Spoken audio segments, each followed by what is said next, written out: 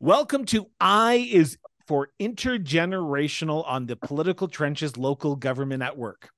The Trudeaus, the Mulrooney's, the Fords, the Mannings, the Notleys, the Leightons, the O'Tooles, the Crosbys, the Horners, the Blakeys, and the Spearmans. When it comes to politics and the elected office, it can sometimes be intergenerational. And today we are sitting with a father and daughter team who have both entered into the municipal political trenches. Chris Spearman is the former mayor of the city of Lethbridge in Alberta from 2013 to 2021. And his daughter, Heather Spearman, was elected councillor for the city of Airdrie in Alberta in 2021. Chris and Heather, welcome to the political trenches.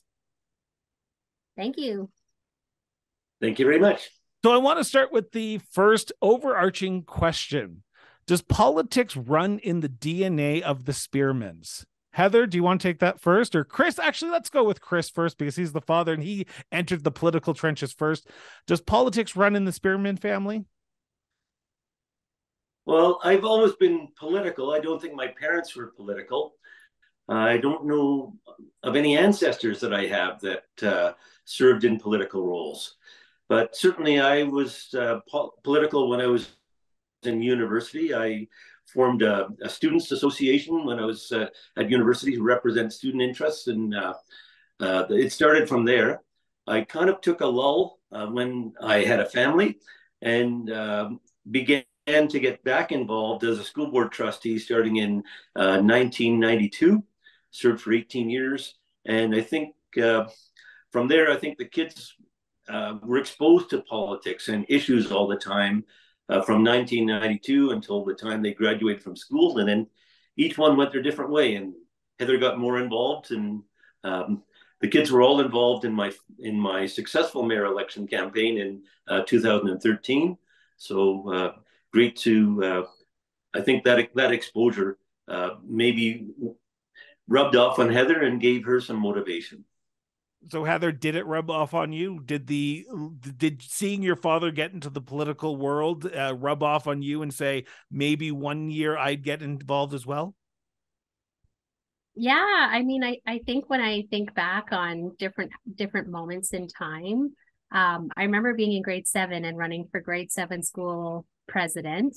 So that was pretty early on. But I think the cool thing about watching my dad go through these processes in a school division and also from a mayor perspective, was just that it felt really close to home, and it was very realistic that someone I know could run and win and be very successful. Because dad always had really great numbers behind him. He took a stab, dad, at running for mayor the first time, and you did it last minute. It was a surprise race for everybody in Lethbridge. They weren't expecting it. And you weren't successful that first time, but you crushed it in the numbers. It was really impressive to see someone do it that way.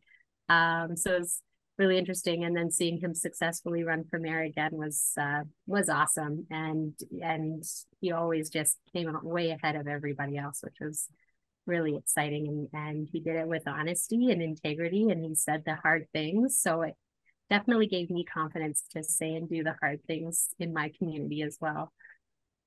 We talk about the family aspect of politics and the intergenerational aspect of getting involved municipally or politically, I should say. I listed a long range of families who got involved, and you are one of those families as well. What made politics such a family affair? Because I'm assuming, Heather, when you decided to put your name forward, you just didn't do it without your talking to your dad first, but you also wanted to be your own person and not be Chris's daughter, but you wanted to be Heather, counselor for your area. Yeah, I mean, it was interesting because I remember distinctly the conversation that I had with you, Dad. I remember I was having a really angry night during COVID where I was just really frustrated with the provincial politics. And I said, Dad, I'm thinking I'm going to run for provincial politics. And he said, don't do it. You will hate it. You should look at municipal. And I was like, oh, okay. And so I thought about it, and he was right. I love it. I love it. When I look at some of the people we deal with that work at the provincial level, sometimes I look at their workload and the things they have to endure, and I'm just like, oh, thank goodness. So, as usual, Dad was right. I'll, if I can jump in here a little bit too, you have been involved as a family on the periphery or involved in elected office now for 15 years, 20 years. I'd be interested to know whether, Chris, whether you see generational differences in how local government is carried out in Alberta, whether it's in terms of demographics, the people who are running, whether it's in terms of respect, the types of issues that you get, any of those sorts of things that, Chris, you may have seen at the start of your career and maybe Heather sees slightly differently now.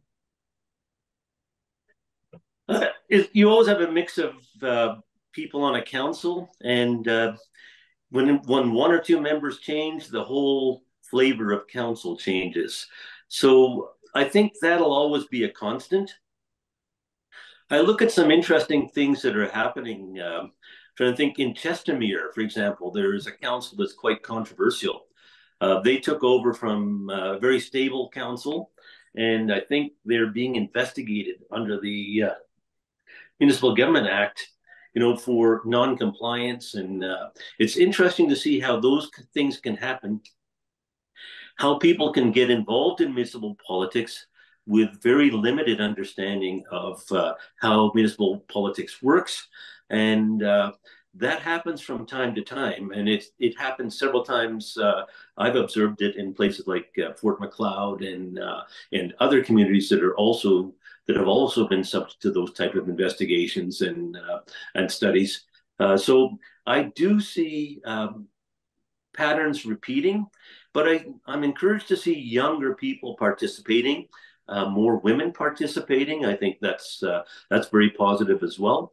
So there's an evolving situation when it comes to politics, but I'm pleased to see those type of positive changes happening, because as you get different representation, more people are being represented and less people being excluded. Thanks. Heather, are you seeing something similar? Heather, are you getting a slightly different insight on that? Yeah, I would agree. Actually, yeah, with my dad. One part of my process when preparing for my campaign was that I took part in a program called Ask Her YYC, which was a bit of an offshoot from Equal Voice, which I'm a huge fan of.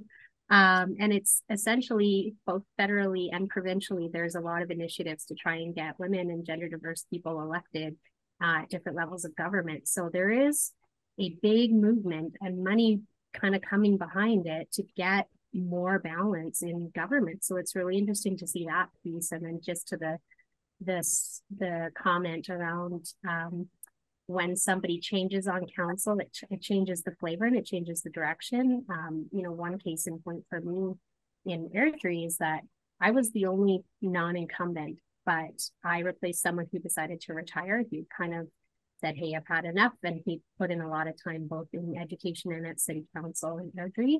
Great fellow, Councillor Kelly Pegg.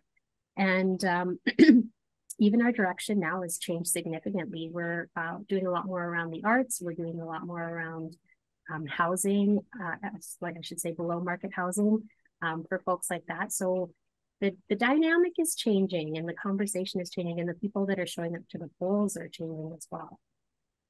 Something I've seen over the last few years, and it's been growing in both intensity and movement, is the lack of respect that is shown towards elected officials, particularly at the local level.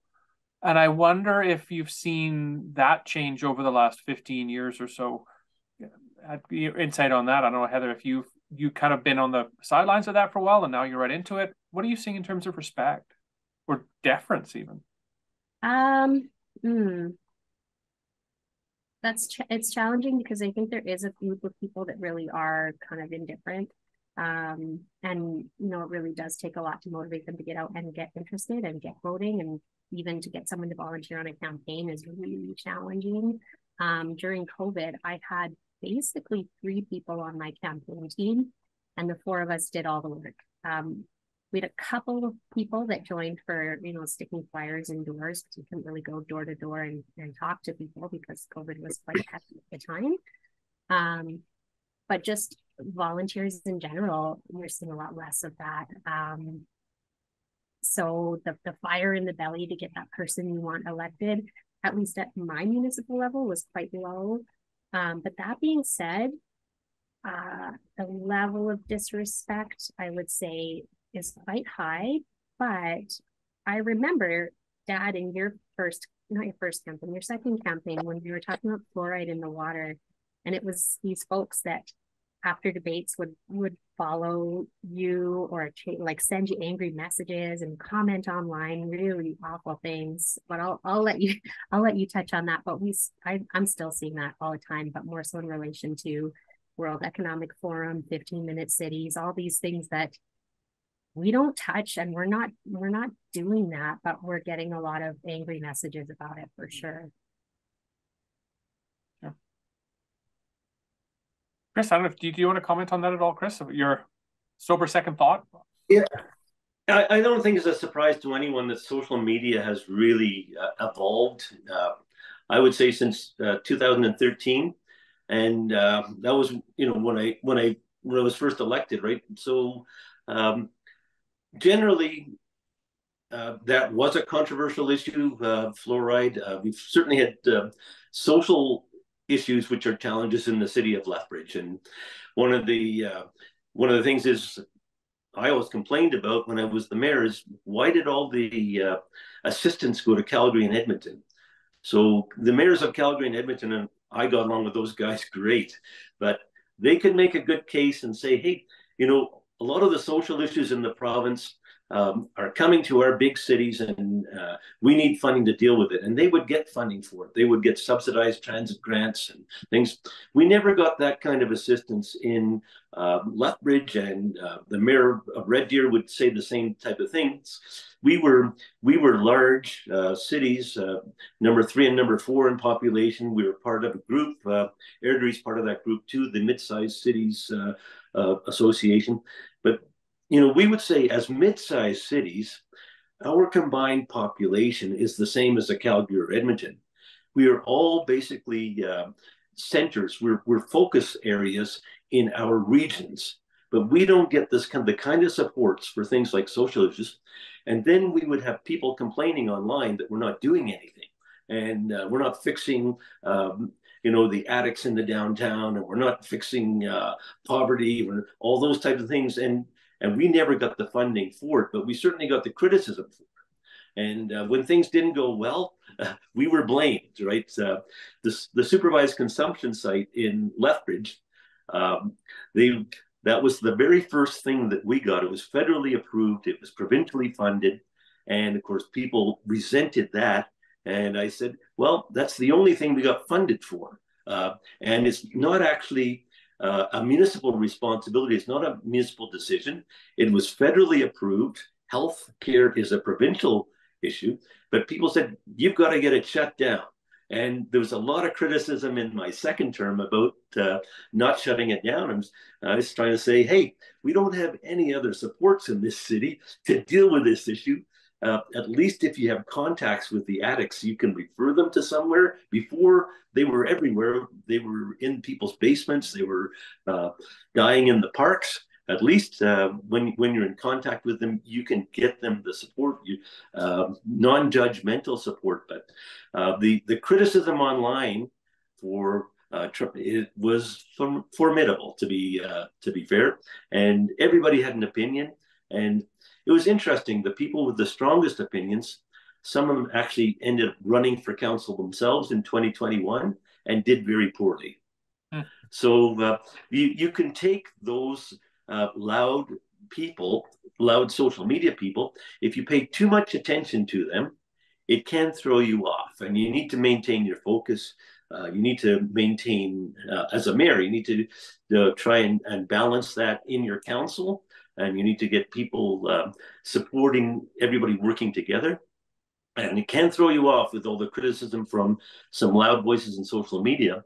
But when those people try to get elected themselves, they're not successful.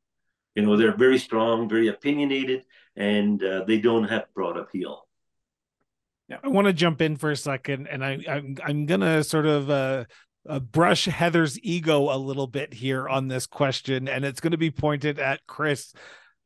We talk about fathers and daughters and fathers and sons, or mothers and sons, mothers and daughters getting involved in politics.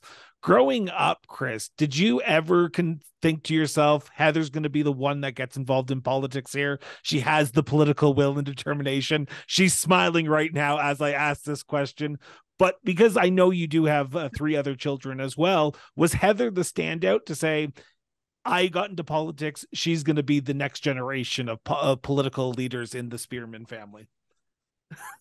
I think Heather always had strong opinions, and she wasn't a follower, and she was one who sort of bucked the trend. So the other 3 kids all were active in judo, and at one point in junior high, Heather said, "I don't want to do judo anymore. I want to do theater," and I think that was positive.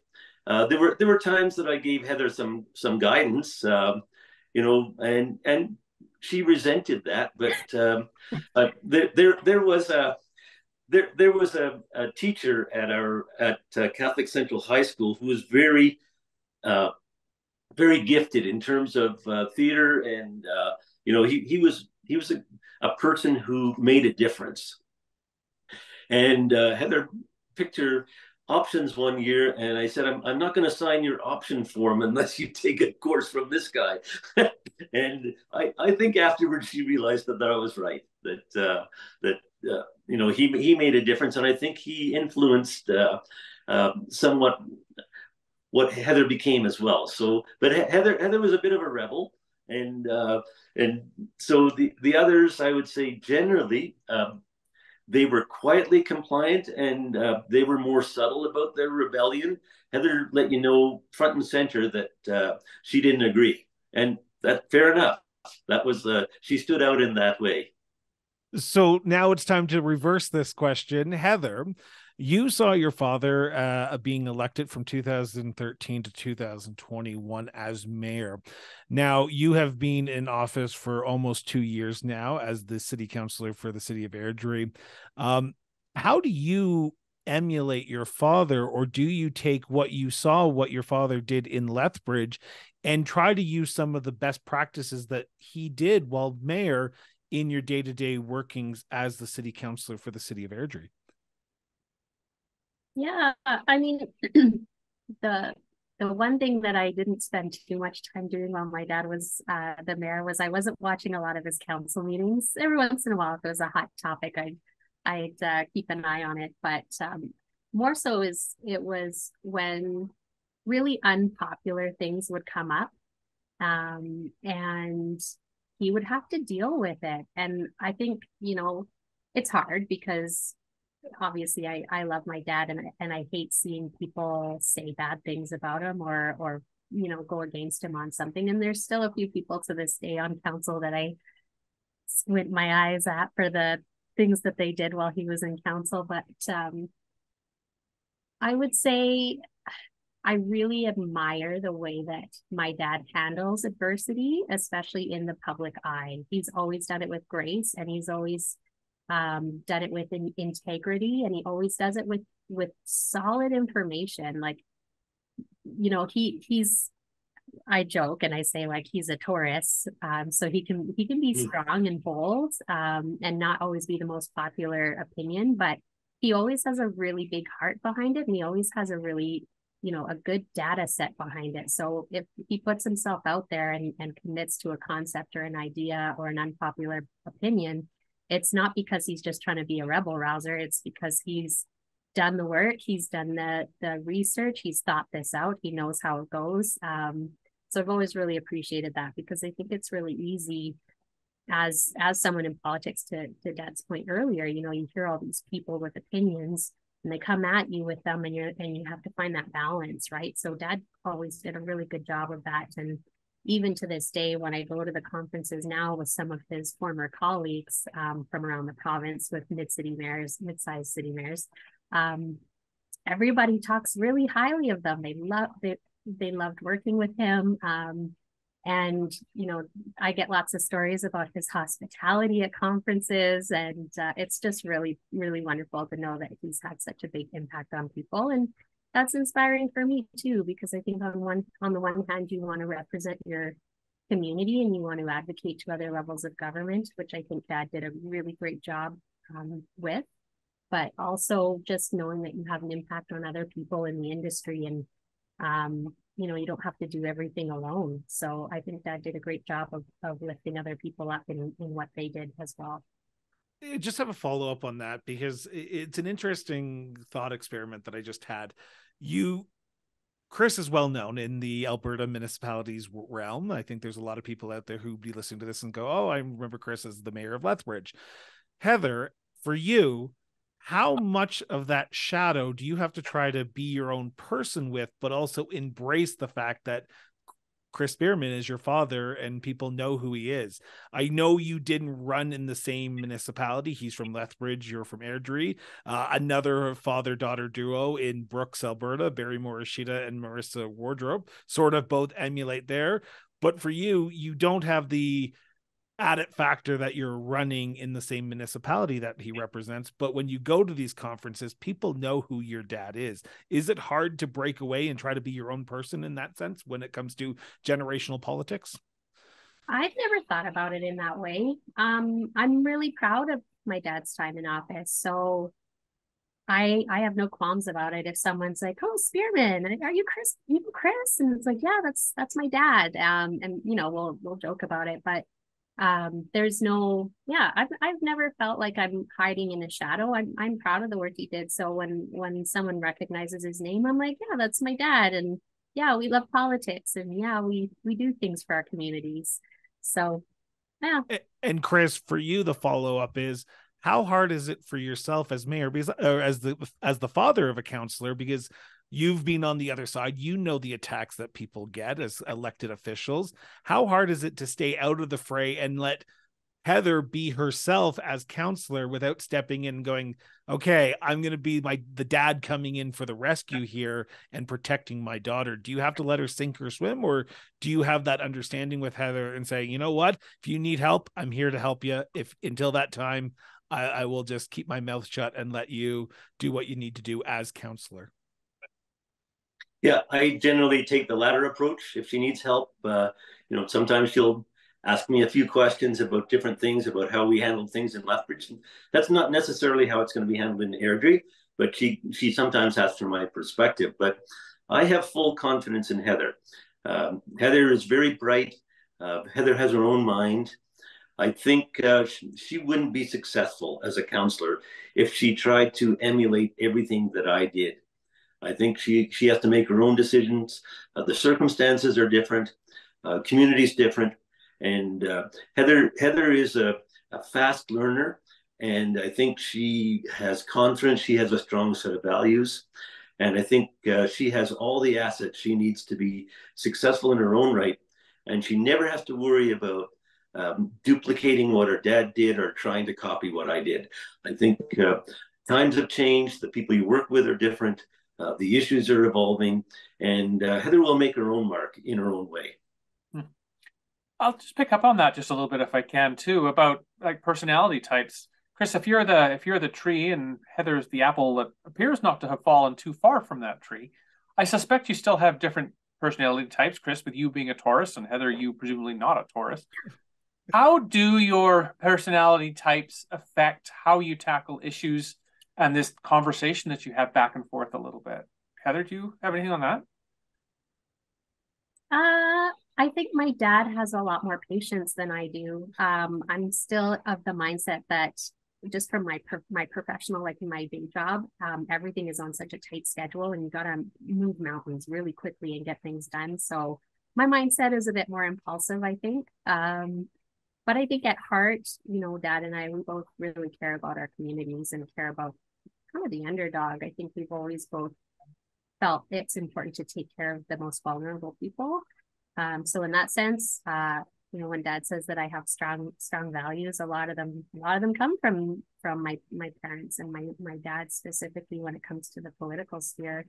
But I would say Yeah, my dad's a lot more patient and a lot more tolerant, and I will get there, I'm sure, with time, but I'm still in that mode of, I do get frustrated. I don't necessarily show it all the time, but I do get frustrated with some of the processes and some of the decisions that get made, and it's something I'm growing through. I'm growing through. Yeah.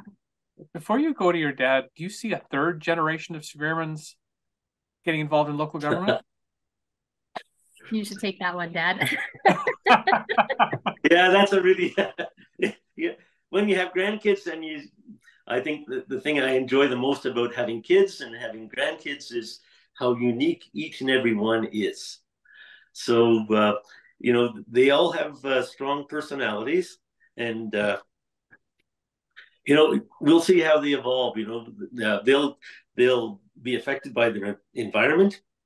They'll be affected as their education, how they grow, and we'll see how that works. Thanks. I think all I can say, one of the most difficult things, and Heather touched on it a few minutes ago, you don't win every battle.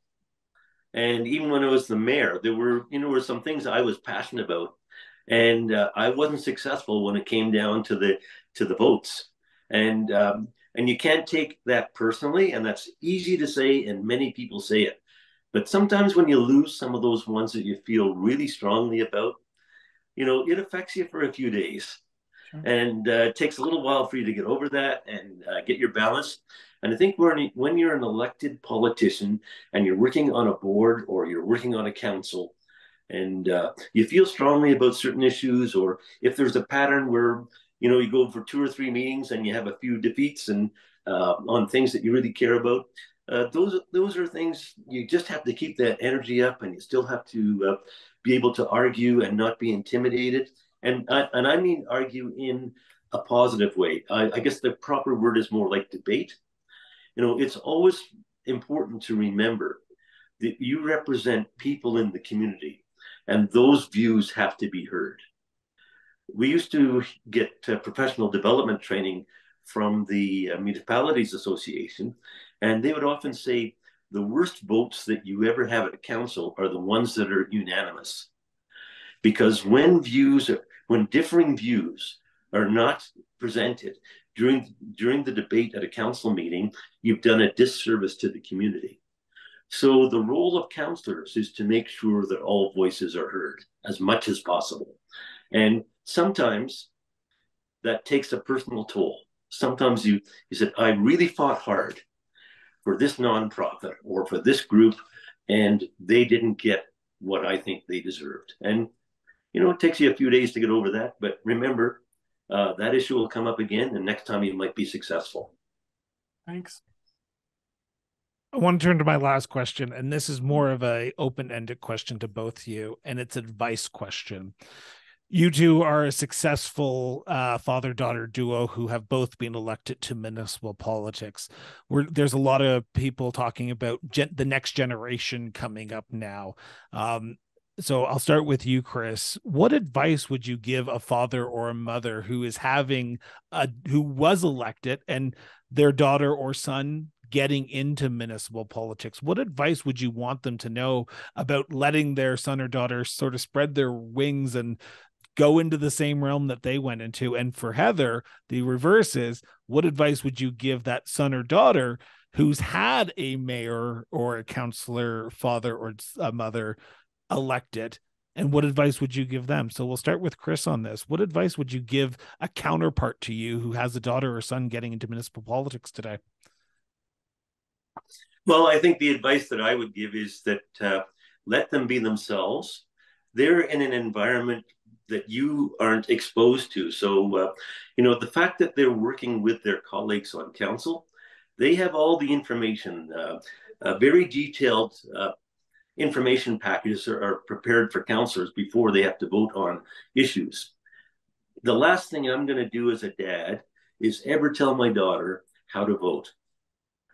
She has all the information. She has better information than I have, and I only have part of the information at any one time. So I will always respect what she does and how she votes, even if it might not have been the way that I think I would have voted. She has to be herself. She has to be comfortable in her own skin. She can't try to be me. She has to be herself in order to be successful. So my advice to any other politicians whose kids choose to go into politics is let them be themselves, let them make their own decisions, respect them. They have, they're intelligent. You've done everything you can to prepare them up to this point. Now they go forward on their own. And Heather, for you, what advice would you give the son or daughter who has a parent who has been elected beforehand? I think you just need to soak up all of it. Just soak up any advice or help you can get. Dad was really good to come and help, especially on that last weekend right before the election. So any help you can get from your parent, any advice, it's really good practice, because once you get elected, you have to listen more than you speak, for sure. So when you have a parent that knows what it's like and knows what some of the challenges are, it's really nice to be able to just listen and ask questions. And Dad was a really great support in the whole process. So I know for sure that my campaign was better because of it, and I know for sure that I'm better in my job because of it. So I would say just listen, soak it all in, and absorb all the information that you can. Well, Heather, Chris, I want to thank you, and I will both from Ian and myself, for sitting down, taking time out of your busy schedules, and doing this and helping us better understand the politics of intergenerational politics. So thank you both so much.